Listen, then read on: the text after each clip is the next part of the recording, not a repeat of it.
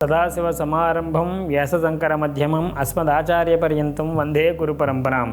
శ్రీ మహాగణాధిపతయే నమో నమః. శ్రీ సరస్వతీదేవ్యే నమః. శ్రీ గురుభ్యో నమః.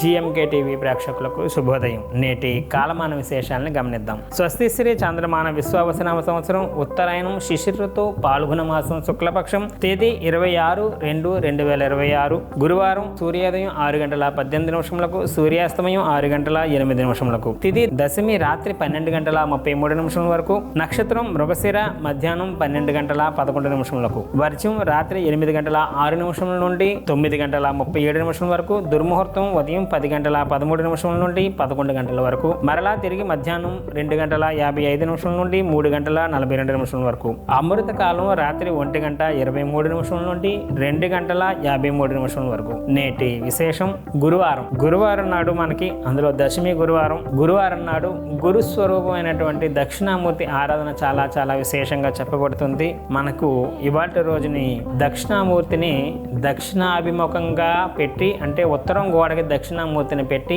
మనకి ఎక్కడైతే కూర్చుంటామో దానికి మనకి ఎదురుగుండా ఆ ఫోటోని పెట్టుకొని కాసేపు మౌనంగా స్వామివారిని తీక్షణంగా చూస్తూ కనుక కూర్చున్నట్లయితే, ముఖ్యంగా విద్యార్థులు ఎవరైతే ఉన్నారో వాళ్ళు ఈ దక్షిణాభిముఖంగా ఉన్నటువంటి దక్షిణామూర్తి ఎదురుగుండా పటం పెట్టుకొని కూర్చొని ఆ స్వామిని వీలైతే దక్షిణామూర్తి స్తోత్రం కానీ దక్షిణామూర్తి అష్టకం కానీ ఆది శంకరాచార్యులు ఇచ్చినటువంటి దాన్ని పారాయణం చేయగలిగితే చెయ్యండి. ఏమీ చేయలేకపోయినా అలా నేరుగా చూస్తూ కూర్చున్న స్వామి తాలూకా పరిపూర్ణమైనటువంటి అనుగ్రహం పొంది మంచి జ్ఞానం కలుగుతుంది. తదనుగుణంగా చక్కగా విద్యార్థులు ఎవరైతే ఉన్నారో విద్యలో రాణించగలరు. విద్యార్థులు కానటువంటి వాళ్ళు కూడా పెద్దవాళ్ళు అయినప్పటికీ కూడా మనం సక్రమంగా జ్ఞానంతో నడుచుకునేటటువంటి, అసలు కలగవలసినటువంటి జ్ఞానం ఏదైతే ఉంటుందో మోక్షం వైపు వెళ్ళేటటువంటి అడుగులు వేయడానికి చాలా చాలా చక్కనైనటువంటిదిగా దక్షిణామూర్తిని ఆరాధన చేయడం చాలా చాలా విశేషం. అలాగే గురుస్వరూపమైనటువంటి దత్తాత్రేయుడు ఆరాధన కూడా చాలా చాలా విశేషంగా చెప్పబడుతుంది. దత్తాత్రేయుడు ఆరాధన వల్ల కూడా జ్ఞానాన్ని సిద్ధించుకునేటటువంటి అవకాశం ఉంటుంది. అటు జ్ఞానంతో పాటు లక్ష్మీ అనుగ్రహం కూడా పొందేందుకు దత్తాత్రేయుని ఆరాధన చేసుకోవడం చాలా చాలా విశేషం.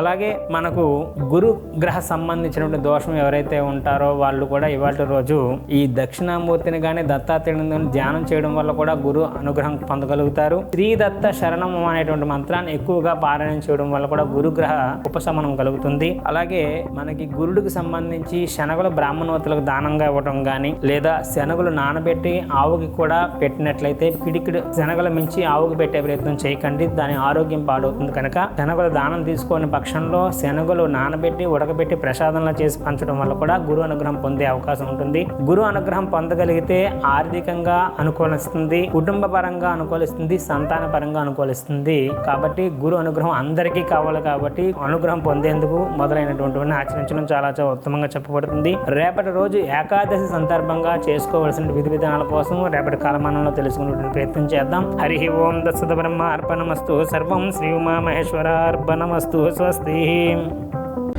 జ్యోతిష సలహాలకై సంప్రదించండి కోమలాపల్లి చౌడేశ్వరి నందన్ శర్మ, ప్రముఖ జ్యోతిష సిద్ధాంతి, ఆధ్యాత్మికవేత్త.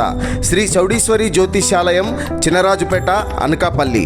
Phone number 8500267002.